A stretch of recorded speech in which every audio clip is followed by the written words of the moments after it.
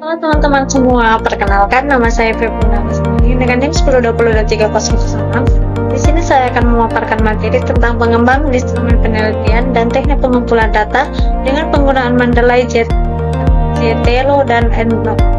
Selamat menonton. Definisi instrumen penelitian atau instrumen pengumpulan data.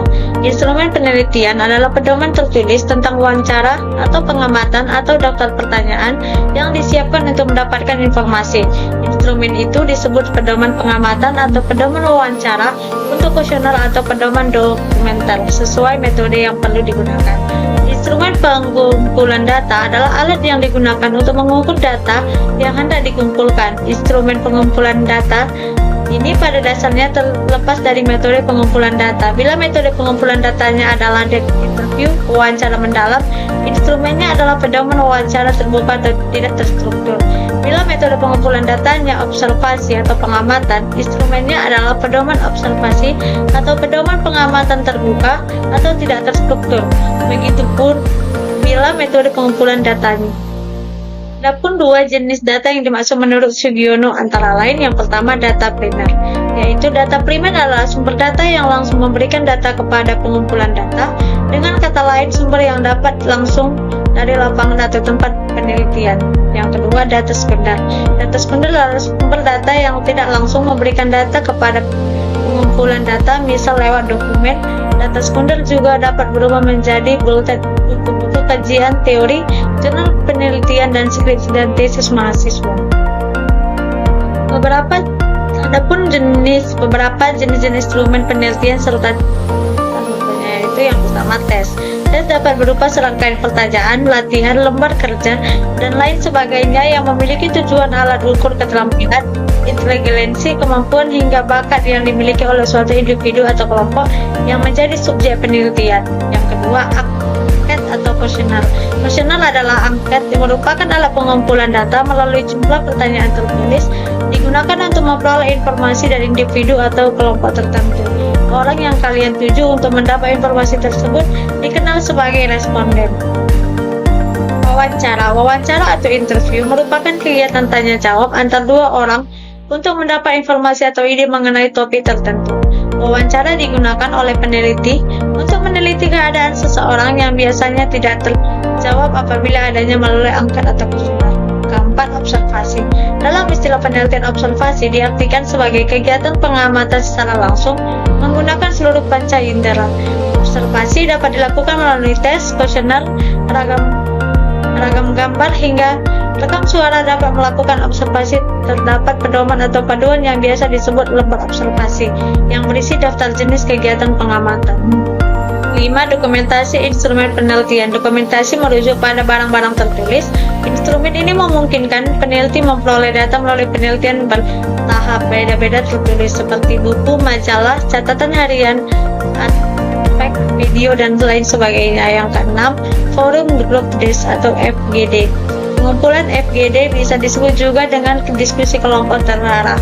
Instrumen ini mengacu pada suatu proses di mana peneliti dapat melakukan data melalui beberapa kelompok di waktu yang bersamaan. Keuntungan penggunaan metode ini adalah tingginya tingkat akredibilitas atau konsistensitas pada kegiatan penelitian. Meskipun begitu, terdapat beberapa tantangan terlalu memakan biaya waktu serta tenaga. Aspek etika FGD. Pertama, seorang moderator atau fasilitator FGD perlu memiliki kemampuan untuk membangun rapport dengan partisipasi FGD, bersikap empati, peka, tidak bersikap sebagai seorang ahli yang lebih tahu, serta menghargai hak dan pendapat peserta FGD. Yang kedua, partisipasi FGD memiliki hak yang sama untuk mengumumkan pendapatnya, sehingga fasilitator perlu benar-benar mengenal karakteristik kelompok yang akan diteliti dan memiliki keterampilan jika ada dominasi dari suatu atau dua orang partisipan FGD. Yang ketiga, partisipan FGD sudah harus diberitahu sebelumnya mengenai proses dan tujuan FGD, mengisi informat, tulis, lembar persetujuan berpartisipasi dengan kesediaan untuk direkam, tetapi topik-topik yang akan didiskusi baru akan diberikan setelah FGD berlangsung. Lanjutannya, FGD menghormati atau toleran terhadap opini dan pendapat yang berbeda.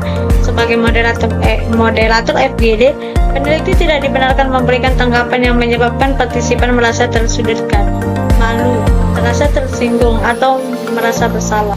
Mengembangkan instrumen penelitian. Pengembangan instrumen penelitian merupakan salah satu aspek penting dalam proses penelitian ilmiah, karena instrumen tersebut berfungsi sebagai alat utama untuk mengumpulkan data yang akan digunakan dalam analisis dan pengambilan kesimpulan. Instrumen penelitian dapat berupa kuesioner, wawancara, observasi, atau tes dan rancang untuk mengukur variabel-variabel tertentu sesuai dengan tujuan penelitian. Instrumen yang baik harus memiliki validitas dan reliabilitas yang tinggi, yang berarti instrumen tersebut benar-benar mengukur apa yang seharusnya diukur dan menghasilkan data yang konsisten ketika digunakan dalam kondisi yang seimbang. Etika penelitian.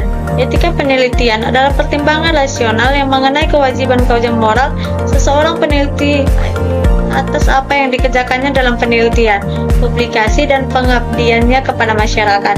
Biasanya, pertanyaan umum 319 tentang etika penelitian menyangkut 3 hal. A. Seberapa tulus atau ikhlas seorang terlibat dalam proyek penelitian, baik sebagai subjek, informan, responden, atau pembantu peneliti. B. Sebagai jauh kerahasiaan informasi dan keselamatan partisipan dalam menjamin oleh peneliti. Dan C. Menyangkut boleh tidaknya informasi yang diperoleh dari observasi yang dipublikasikan. Informant Connect. Informant Connect adalah formulir persetujuan yang diberikan oleh subjek penelitian. Sebelumnya, peneliti harus memberikan penjelasan dan bahasa yang mudah dimengerti mengenai pengertian yang akan dilakukan pada subjek penelitian.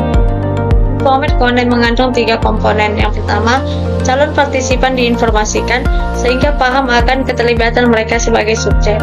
Yang kedua, calon partisipan memberikan persetujuan yang mencangkup pertanyaan eksplisit bahwa ia paham dan setuju untuk partisipan dalam penelitian. Dan yang ketiga, keputusan personal untuk melibatkan menjadi sesuatu yang sifatnya sukarela,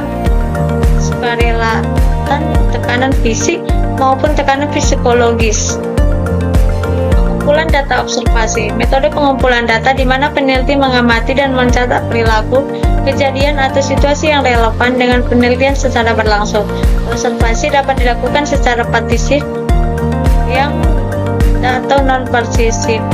Instrumen observasi sering digunakan dalam penelitian kualitatif untuk memahami konteks atau lingkungan tertentu. Beberapa bentuk observasi.